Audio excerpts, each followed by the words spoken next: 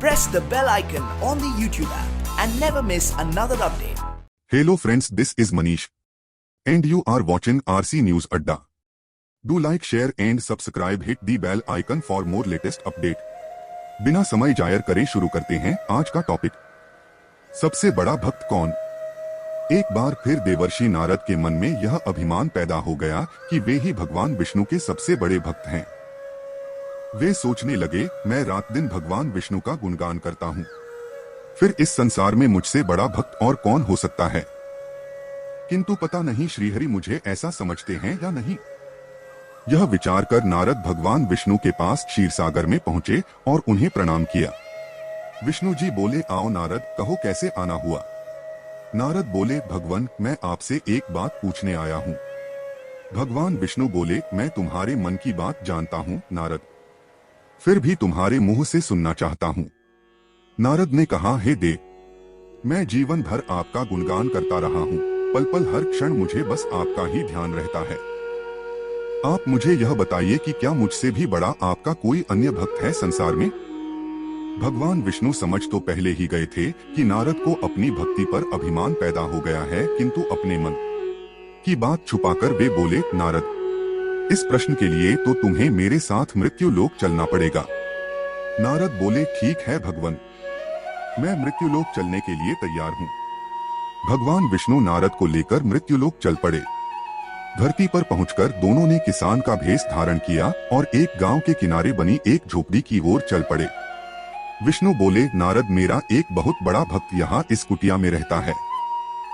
आश्चर्य है, क्या मुझसे बढ़कर भी किसी की भक्ति हो सकती है। नारद के मुख से निकला, क्या वह भी मेरी तरह आपका ध्यान लगाए रहता है। आओ स्वयं ही जान लोगे। विष्णु ने कहा और उस कुटिया की ओर बढ़ गए। किसान उस समय कुटिया के बाहर अपनी गाय को बांध रहा था। उसके मुख से हरि हरि गोविंद का स्वर निकल रहा था। किसान भेषधारी विष्णु ने उसके निकट जाकर नारायण नारायण कहा तो किसान ने विनीत स्वर में पूछा, आप कहां से आए हैं भद्र? मेरे लिए कोई सेवा हो तो निःसंकोच बताइए। किसान वेशधारी भगवान विष्णु ने कहा, हम नगर जा रहे हैं, पर अंधेरा घिरने लगा है। वन में जंगली पशुओं का डर है, इसलिए रात भर आश्रय चाहते हैं। किसान ने प्रसन्न भाव से कहा, मेरी कुटिया में आपका स्वागत है भद्र, और जो रखा सूखा घर में है आपके लिए हाजिर है। भगवान ने मुझे आप लोगों की सेवा करने का अवसर दिया है, बड़ी कृपा हुई उनकी।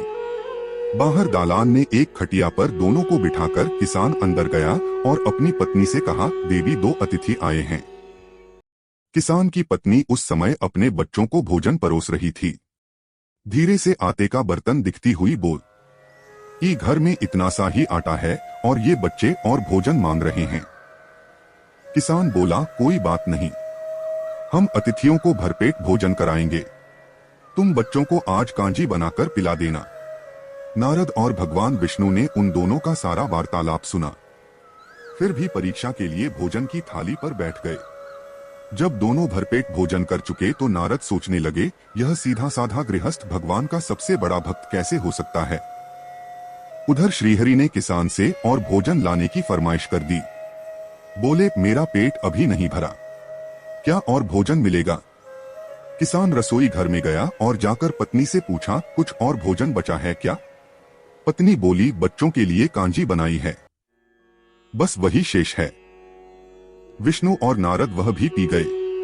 किसान और उसके परिवार को भूखे ही सोना पड़ा।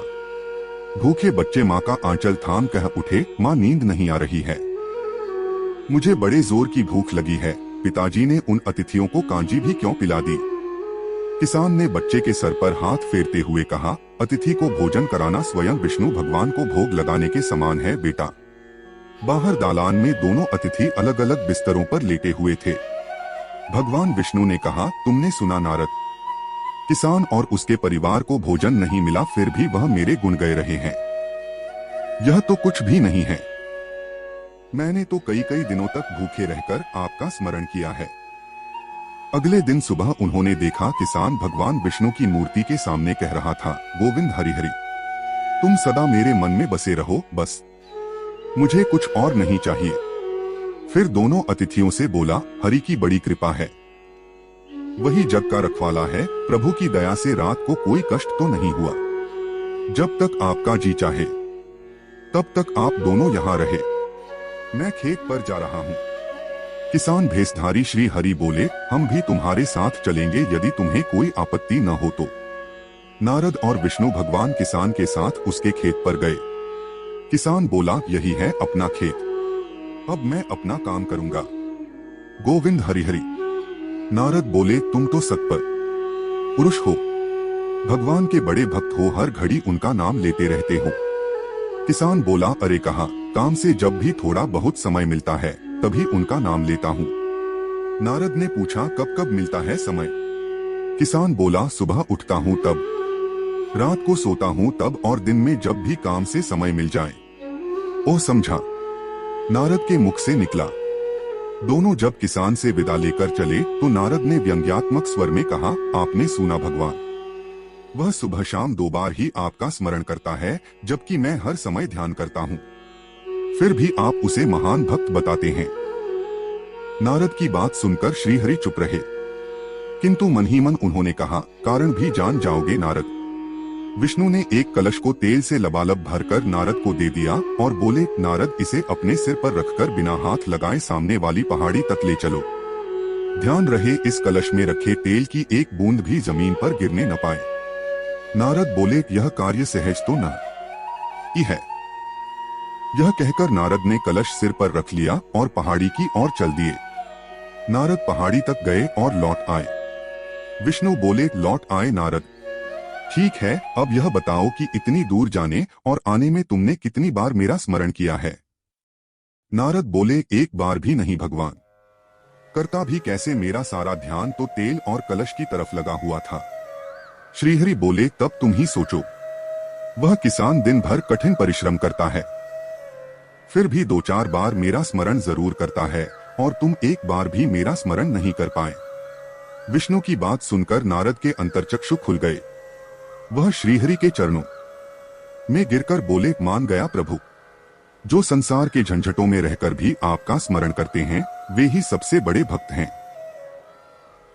धन्यवाद। अगर आप ऐसे और वीडियोस देखना चाहते हैं तो हमारे चैनल आरसी न्यूज अड्डा को सब्सक्राइब करें और बेल नोटिफिकेशन दबाना ना भूलें।